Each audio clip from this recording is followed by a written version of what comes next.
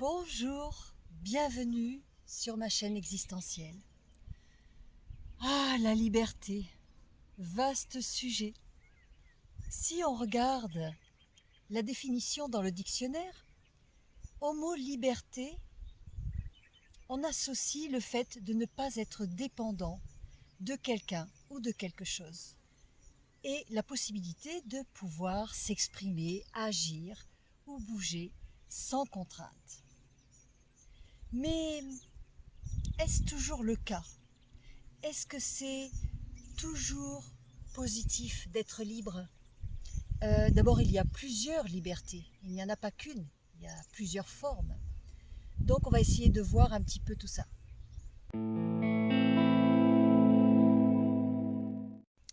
D'abord, la liberté, c'est une quête. Une quête, un idéal, un graal. Je pense que tout homme, tout être humain rêve d'être libre. Tout animal aussi d'ailleurs. Parce que ça veut dire pouvoir jouir de la vie à son rythme, à sa façon, avec sa propre personnalité, sans avoir de personnes, de choses qui vous disent ça c'est interdit, ça c'est interdit.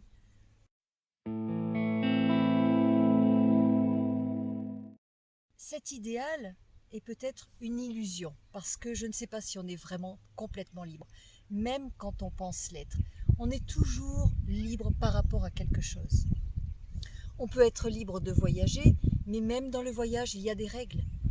On est libre de bouger, de vivre, de créer, de communiquer, de s'exprimer, mais il y a des règles. Parce qu'on vit en société, on n'est pas tout seul.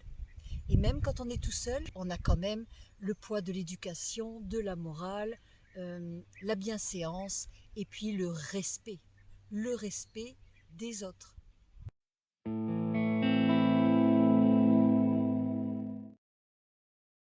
La première chose à voir, c'est une liberté d'espace. La liberté d'espace, c'est donc pouvoir circuler où on veut, quand on veut. Si nous prenons par exemple le voyage, c'est à la mode en ce moment, depuis le Covid, tout le monde voyage. On voit fleurir beaucoup de vannes, de bateaux, de modes de vie alternatifs qui sont une quête de liberté. Mais il y a aussi des contraintes dans cette liberté. Pour voyager, il faut des passeports, il faut des demandes d'autorisation, il faut de l'essence, il faut un véhicule en bon état, il faut peut-être apprendre une langue. Donc finalement, on peut bien sûr faire tomber toutes ces barrières, aller vers une liberté extrême. À ce moment-là, il faudrait être à pied, n'avoir vraiment aucune contrainte, mais on n'irait pas très très loin finalement. Et même pour aller à l'autre bout du monde, il faut prendre un avion. Et pour prendre un avion, on n'est pas totalement libre. Pourquoi? Parce que il y a des choses à respecter. Prenons l'exemple du bateau, du voilier par exemple. On se dit, mais si je vis sur un voilier, sur un bateau, je peux aller dans le monde entier librement. Je serai libre de ma vie et de mon temps. C'est vrai et puis c'est faux aussi, parce que vous avez quand même la contrainte de la météo. Vous êtes quand même dépendant des éléments. Vous êtes dépendant des courants, du vent. Vous êtes dépendant aussi des pays, les entrées, les autorisations. Vous n'êtes pas totalement libre finalement. Vous ne pouvez pas vous arrêter où vous voulez, même en camping-car. Aujourd'hui, on voit beaucoup de gens qui véhiculent l'idée que, oui, avec un van ou en camping-car, un bus aménagé, on peut s'arrêter où on veut, c'est la liberté totale et infinie, véritable.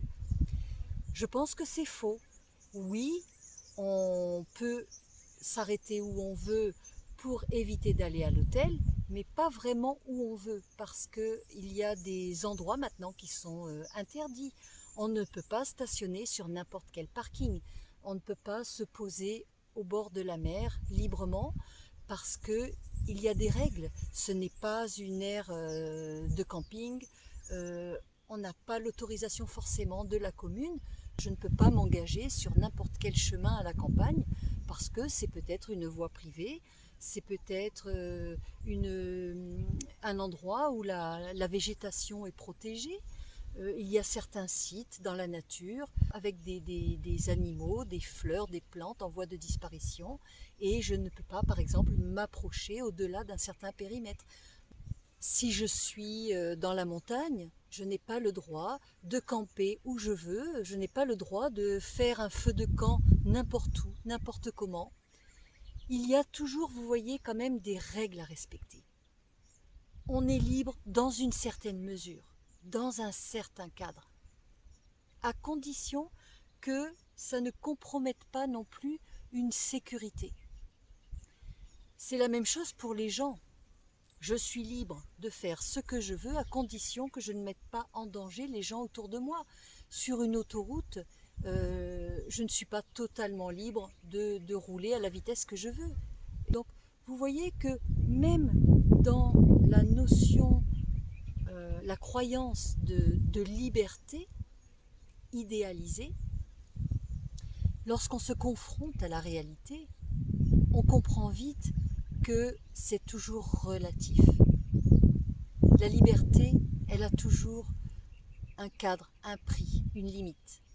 La liberté infinie, totale, finalement, ce serait la liberté de se foutre de tout. Donc dans ce cas-là, si vous êtes capable de vraiment de vous foutre de toutes les règles, à ce moment-là, vous devenez marginal. Ce n'est pas donné à tout le monde. Il faut assumer après.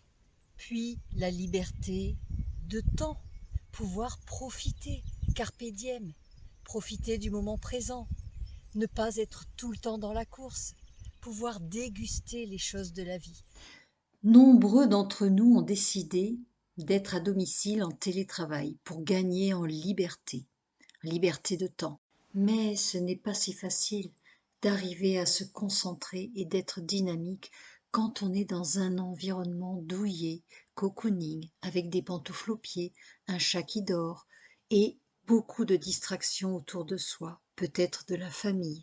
Et quelquefois on se rend compte qu'on travaille finalement plus d'heures que si on était dans l'entreprise ou au bureau. L'isolement et la perte de repères peuvent créer une certaine anxiété, voire dépression. Face à cette liberté élastique, finalement, certains ont préféré retourner en agence, en entreprise, retrouver la discipline et la contrainte d'un bureau. Donc, liberté d'espace, liberté de temps, liberté d'action aussi, c'est avoir son libre arbitre, pouvoir juger de la situation en conscience et déterminer si on a envie de faire les choses ou pas. Être libre, finalement, c'est quand même une responsabilité. Ça veut dire assumer ses actes et surtout assumer ses choix. Car on se confronte à soi-même, à ses propres décisions, de faire ou de ne pas faire, mais derrière, ça peut avoir des conséquences. Et puis, la liberté, bien sûr, de créer, de faire, de produire, de pouvoir s'exprimer à travers sa capacité à fabriquer des choses, la liberté de penser, de s'exprimer, à condition, bien sûr, que toutes ces libertés n'aillent pas à l'encontre de la liberté des autres. Car vous connaissez bien l'adage, la liberté des uns s'arrête là où commence celle des autres. J'ai une troisième pensée qui me vient aussi comme ça. Par exemple, les personnes qui sont en prison. Ils ne sont pas libres de leur mouvement, de leur espace, de leur temps, mais ils peuvent rester libres dans leur tête. Par exemple, simplement en imaginant être à l'extérieur, dans un champ de fleurs, être dans la nature. C'est une façon de s'évader de leur enfermement. Donc, dans les limites de l'incarcération, on peut arriver quand même à garder un minimum de liberté. La liberté de rêver, la liberté de se projeter. Un esprit libre pourra finalement faire tomber tous les murs qui pourront le bloquer autour de lui. Tout comme une personne prisonnière d'un environnement oppressant, bloquant, peut, grâce à son esprit, s'échapper et pouvoir ainsi garder toute son intégrité, toute sa liberté essentielle et profonde.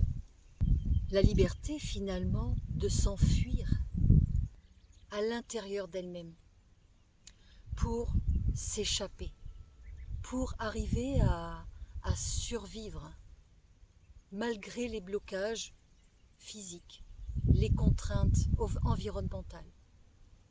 Et ça, je pense que c'est vraiment un point très important. Est-ce que c'est pas celle-là, la plus grande liberté de toutes ?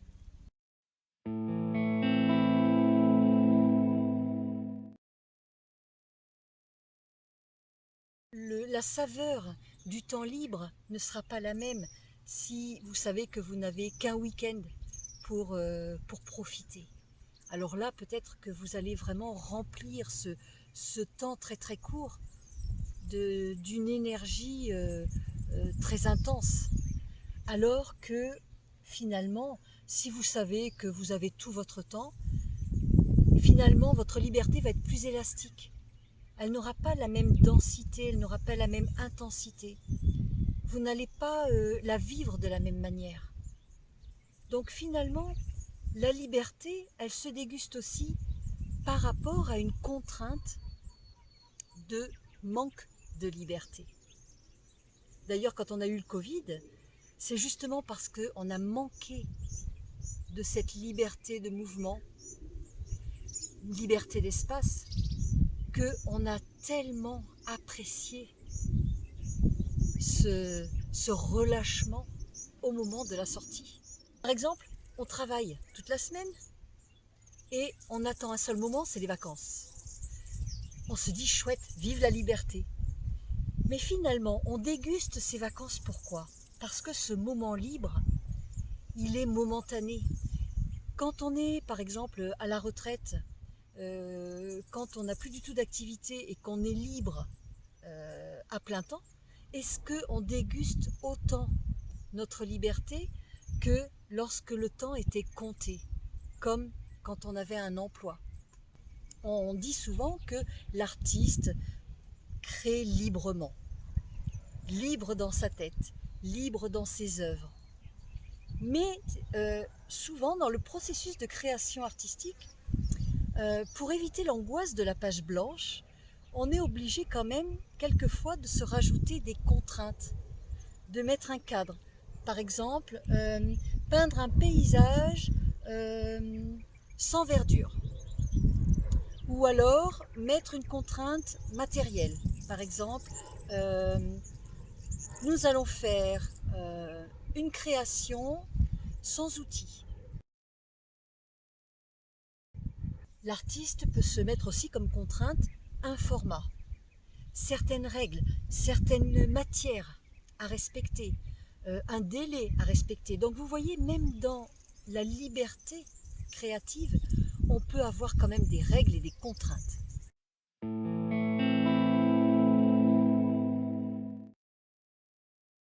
Avoir beaucoup de liberté, une liberté infinie, tous les possibles, ça peut aussi être angoissant, ça peut créer une certaine anxiété. Pourquoi ? Parce que lorsque la porte est grande ouverte, lorsqu'on peut tout faire sans aucune limite, à ce moment-là, ça devient très difficile de choisir, prendre une direction. Ça implique vraiment d'être sûr de soi, d'être sûr de son choix. Et puis, on préfère avoir des cadres quelquefois, une structure. Finalement, ça rassure. par exemple aux enfants. Les enfants qui sont complètement libres sont des enfants perdus finalement, parce que manque de structure, de cadre, d'éducation qui vont permettre de canaliser leur trop-plein d'envie, leur trop-plein d'élan. Et donc ça peut amener à aller vers n'importe quoi, des comportements déviants. Donc on a quand même besoin d'un certain cadre, même dans la liberté. Quand on est trop libre, qu'on a trop de choix possibles, finalement il y a ce qu'on appelle la tyrannie du choix. Comme dans un magasin de jouets, si quelqu'un me dit « tu peux prendre ce que tu veux », tu n'as pas de contrainte d'argent, de budget, eh bien tout à coup je vais être perdue, je ne vais pas savoir quoi choisir, parce que je peux tout choisir. Alors que si on me dit, eh bien tu as 20 € pour te faire plaisir, tu es libre de dépenser 20 €, j'ai une contrainte, 20 €. À ce moment-là, je vais peut-être mieux orienter mon choix, mieux déguster mon plaisir, parce que cette contrainte-là aura donné à ma liberté de choisir une saveur toute particulière. Moralité, est-ce que trop de liberté tue la liberté ?